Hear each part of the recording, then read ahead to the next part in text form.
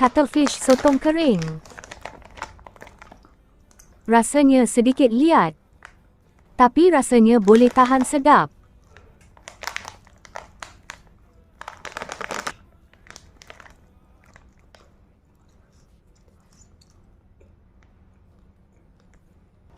Krista kacang pedas. Yang ni rasanya boleh tahan sedap dan rangup, sesuai untuk anda yang suka makan kacang. Sedap hihihi. Snack popo sotong. Snack ni yang paling saya suka, sebab rangup, sedap dan mantap.